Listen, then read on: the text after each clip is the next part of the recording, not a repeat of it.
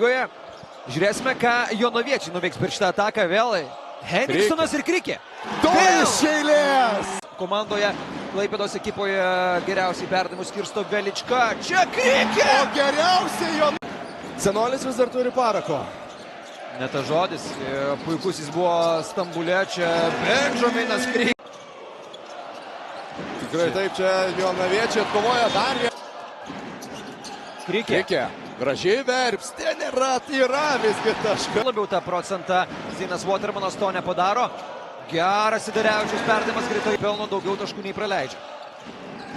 Plius 6 vėl svečiams iš Uostamiesčio. Krikė. Atgal Henningsonui. Krikė, pick and popas su Hilmaru Henningsonu ir švenčia. Rungtynės baigdavosi vidutiniškai 3 taškų skirtumų. Nesvarbu, kas laimėdavo, čia bus labai reikalingas Joba, kad tikrai neprastai puolime pradėjo trečiąjį kėlinį. O dabar jau 6 taškai, bet dar ir